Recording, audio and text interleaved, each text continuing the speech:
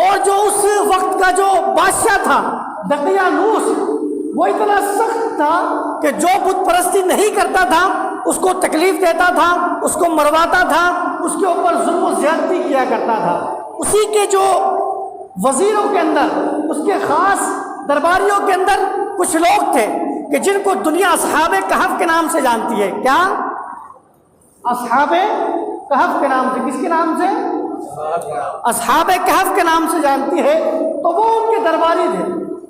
تو جب ظلم زیادہ ہو گیا، تکلیفیں زیادہ دینے لگا، لوگوں کو پریشان زیادہ کرنے لگا، تو وہ جو اصحاب کہف تھے ان لوگوں نے یہ وچار کیا، یہ سوچا کہ اب یہاں سے دور چلے جاتے ہیں، وہ کہیں دور جا کر اللہ کی عبادت کرتے ہیں، کہ اللہ کے ذکر میں مشغول ہو جاتے ہیں، کیونکہ یہ زیادہ ہی تکلیف دے رہا ہے، زیادہ ہی لوگوں کو پریشان کر رہا ہے۔ تو وہ لوگ اس جگہ سے نکل جاتے ہیں، بھاگتے ہیں۔ تو جب وہ وہاں سے نکلتے ہیں تو ان کے پیچھے ایک کتا لگ جاتا ہے۔ کون لگ جاتا ہے؟ کون لگ جاتا ہے؟ یہ ضروری جملہ ہے، اس کو آپ یاد رکھیے۔ کون لگ جاتا ہے؟ ایک کتا لگ جاتا ہے۔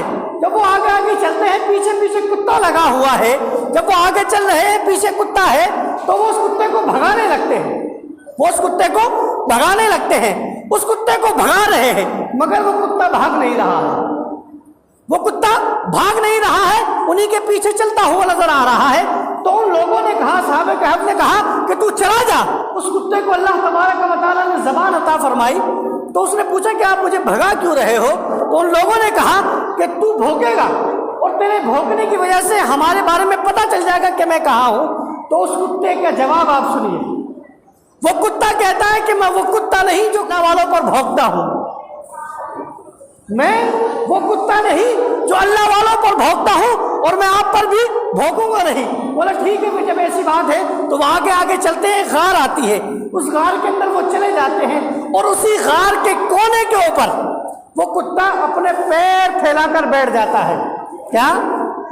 وہ اپنے پیر پھیلا کر بیٹھ جاتا ہے۔ اب جب وہ لوگ اس غار کے اندر جاتے ہیں تو جانتے ہیں وہ کتنے سال تک سوتے ہیں، کتنے سالوں تک سوتے ہیں۔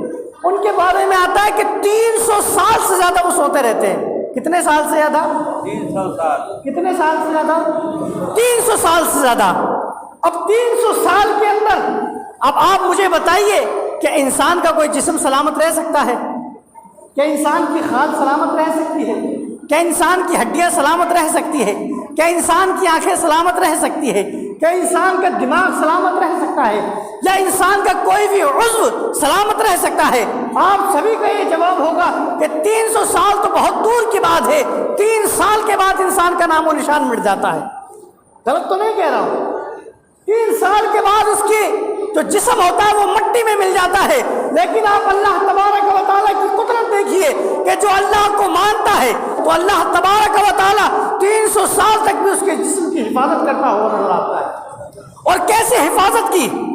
اللہ تبارک و تعالیٰ نے ان کی حفاظت ایسی کی کہ جب سورج نکلتا تھا تو سورج کو اس بات کی اجازت نہیں تھی کہ اس کے اوپر وہ اپنی شعاعیں ڈالے، اس کے اوپر وہ اپنی تپش ڈالے۔ نانا، اللہ نے سورج کو حکم دے دیا کہ تم جب نکلو تو ان سے دور ہٹ کر نکلنا، ان کے اوپر تمہاری گرمی نہیں آنا چاہیے، ان کے اوپر تمہاری تپش نہیں آنا چاہیے۔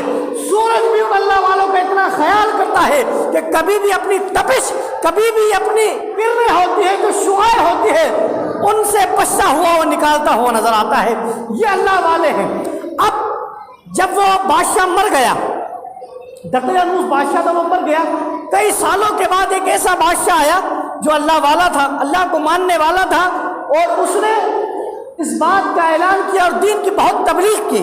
لیکن وہاں ایک معاملہ ہو گیا، وہاں معاملہ یہ ہو گیا کہ اس قوم کے جو لوگ تھے ان کا ایمان یہ ہو گیا کہ صاحب مرنے کے بعد دوبارہ اٹھایا نہیں جائیں گے، قیامت کوئی چیز نہیں ہے، سوال و جواب ہوں گے ہی نہیں۔ کیونکہ جب یہی انسان کا عقیدہ ہو گیا ہے کہ صاحب مرنے کے بعد اٹھنا ہی نہیں ہے، تو پھر سوال و جواب کا وہ کیا رکھے گا کہ صاحب ہوگا کہ نہیں ہوگا۔ تو اس بادشاہ نے دعا کی، اس بادشاہ نے دعا کی کہ اے میرے پروردگار، کوئی ایسا معجزہ، ایسی کرامت، کوئی ایسا معاملہ دکھا، ایسی قدرت دکھا کہ جس سے لوگوں کو یہ نصیحت حاصل ہو کہ نہیں مرنے کے بعد زندہ بھی ہونا ہے اور حساب و کتاب بھی دینا ہے، قیامت بھی حق ہے۔ تو جب اس نے دعا کی تو اسی دور کے اندر ایک چرواہا اس غار کے قریب پہنچا. پہنچنے کے بعد اس نے اس دیوار کو توڑا اور وہاں پر وہ چرواہا رکا. اللہ تبارک و تعالیٰ کی یہ قدرت ہوئی کہ اللہ تبارک و تعالیٰ نے 300 سال کے بعد اصحاب کہف کو جگا دیا. کتنے سال کے بعد؟ 300 سال کے بعد اصحاب کہف کو جگا دیا. جب وہ جگے تو آپس میں ایک دوسرے سے سلام و کلام کیا, نماز ادا کی. نماز ادا کرنے کے بعد بھوک لگی. جب بھوک لگی تو انہوں نے یہ کہا کہ ہم میں سے کوئی ایک جنا باہر جائے اور جا کر کھانے کا سامان لے کر آئے اور یہ پتہ کرے کہ دقیانوس بادشاہ ہمارے بارے میں کیا سوچ رہا ہے, وہ ہمارے ساتھ کیا کرنا چاہتا ہے. تو حضرات محترم جب وہ وہاں سے نکلتے ہیں اور مارکیٹ میں جاتے ہیں تو وہاں دیکھتے ہیں کہ پوری کی پوری بستی میں اسلامی ماحول ہے. جب وہ سوئے تھے تو بت پرستی کا ماحول تھا. جو اللہ کو ماننے والے تھے ان کو مروایا جا رہا تھا, ان کو تکلیف دی جا رہی تھی. مگر یہ بازار میں نکلتے ہیں تو دیکھتے ہیں کہ یار یہاں تو اسلام کا بول بالا ہے, یہاں تو سب کے سب اللہ کی عبادت کرنے والے ہیں. وہ کسی ایک دکان پر جاتے ہیں, جانے کے بعد کھانے کا سامان لیتے ہیں. سامان لینے کے بعد اسی دقیانوس کے زمانے کا جو پیسہ چلتا تھا وہ پیسہ دکاندار کو دیتے ہیں. جب وہ پیسہ دیکھتا ہے تو وہ حیرت میں پڑ جاتا ہے کہ یہ کون سا پیسہ مجھے دے رہا ہے, یہ تو بڑا پرانا خزانہ معلوم ہوتا ہے. اس دکاندار کو لگا کہ ضرور اس کے ہاتھ میں خزانہ لگ گیا ہے. اس نے اس وقت کے جو حکمران تھا اس کو بلوایا. بلوانے کے بعد کہا کہ اس کے ہاتھ میں کوئی خزانہ لگ گیا ہے, یہ آپ دیکھو کتنا پرانا خزانہ ہے. اس کو پکڑے. پکڑنے کے بعد کہا کہ یہ خزانہ کہاں ہے. بولا بھائی میں کوئی خزانہ نہیں ملا, یہ تو ہمارے دیش کی کرنسی ہے, ہمارے وقت کی کرنسی ہے, ہمارے وقت کا سکہ ہے. اس نے کہا کہ نا یہ جو تو سکہ دکھا رہا ہے یہ سکہ تو 300 سال پہلے چلتا تھا. کتنی سال پہلے؟ 300 سال پہلے چلتا تھا, اور آج تیرے پاس کہاں سے آ گیا, اور تو جوان معلوم ہوتا ہے. 300 سال پہلے چلتا تھا, آج تو نہ اس کو کوئی ماننے والا ہے دقیانوس کا, نہ اس زمانے کا کوئی موجود ہے, تو تیرے پاس پیسہ کہاں سے آیا. اس نے کہا کہ صاحب ایسی بات ہے کہ دقیانوس جو بادشاہ تھا تو اس بادشاہ کے خوف سے, اس بادشاہ کے ظلم سے ہم لوگ بھاگے تھے, اور بھاگنے کے بعد اس غار میں سو گئے تھے. اور سونے کے بعد آج ہم اٹھے ہیں تو یہ سامان لینے کے لیے آیا. اس نے پوچھا کہ دقیانوس سے کیا ہوا.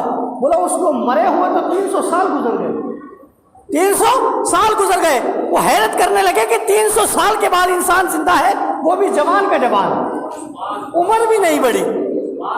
300 سال سوئے, ایک تو زندہ یہ بڑی بات, دوسرا عمر بھی نہیں بڑھی.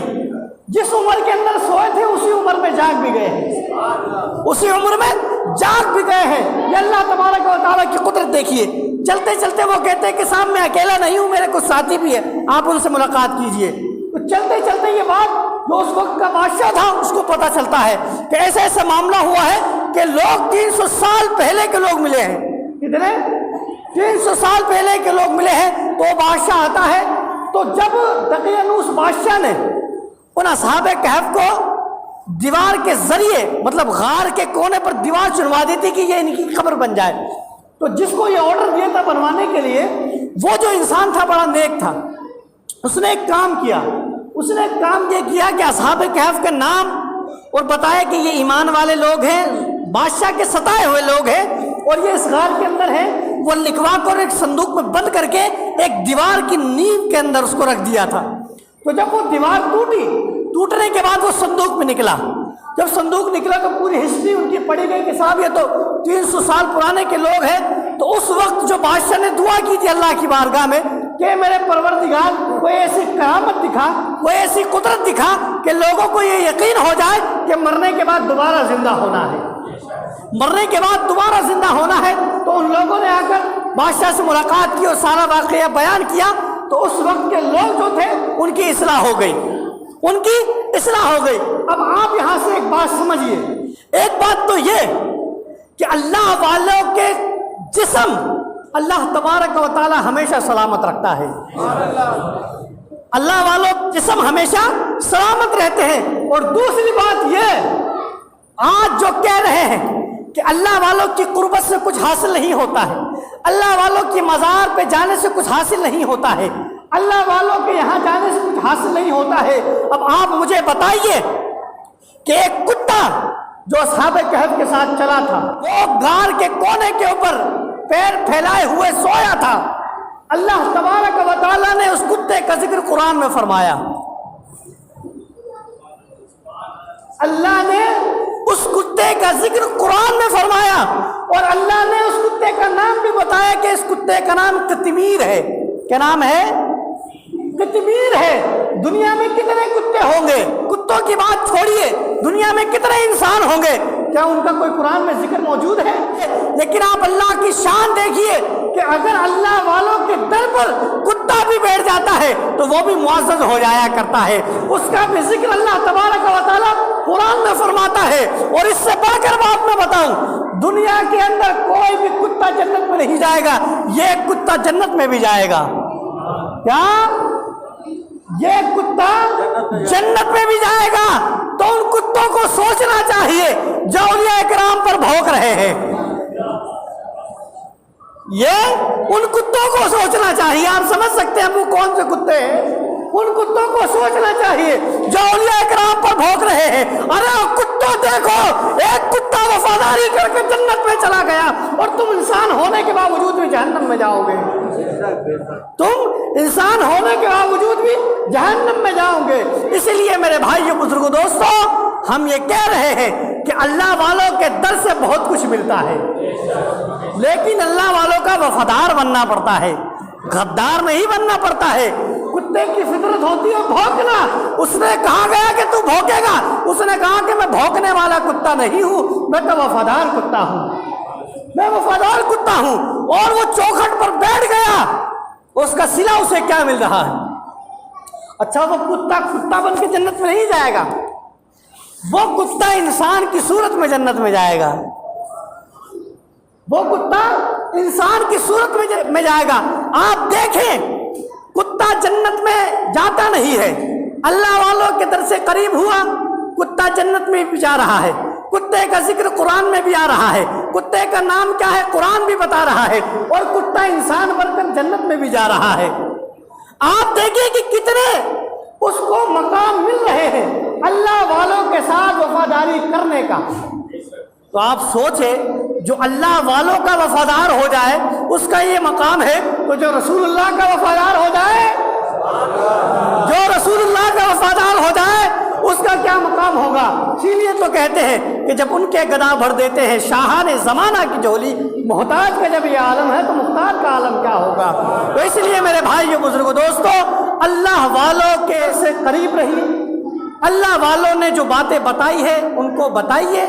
ایک بات آپ یاد رکھیے، ہم اللہ والوں کو مان کیوں رہے ہیں اس کی ایک بات آپ سمجھ لیجئے، انشاءاللہ پھر اس پر نہ کوئی سوال کرنے کی ضرورت ہے اور نہ ہی کوئی جواب دینے کی ضرورت ہے۔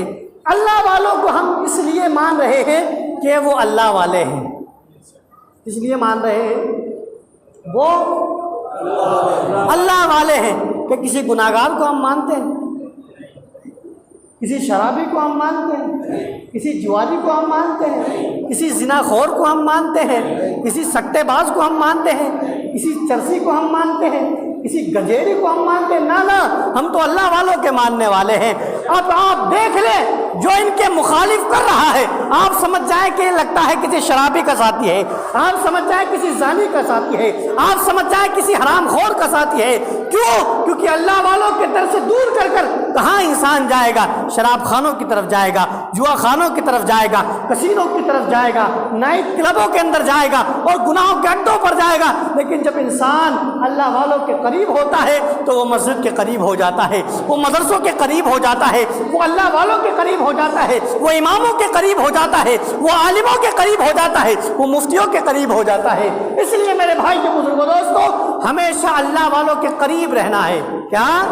ہاں، اللہ والوں کے قریب رہنا ہے۔ جو آپ سے بہکائے ان سے کہنا کہ بتا تیری جماعت کے اندر کوئی غوث اعظم ہے کیا؟ تیری جماعت میں کوئی غریب نواز ہے کیا؟ تیری جماعت میں کوئی داتا علی حجویری ہے کیا؟ تیری جماعت کے اندر داتا امان شاہ ہے کیا؟ تیری جماعت کے اندر مولانا ضیاء الدین ہے کیا؟ ارے بتا تو صحیح، تم تو وہ لوگ ہیں کہ تمہارے مرنے کے بعد تمہاری قبروں کا نام و نشان باقی نہیں رہتے، اور ہم ان کے ماننے والے ہیں کہ اگر ان کو گئے ہوئے 1400 سال ہو جائے اور 1400 سال کے بعد میرے نبی کے غلام ہزار سال کے بعد بھی ان کے مزاروں پر لوگ حاضری دیتے ہوئے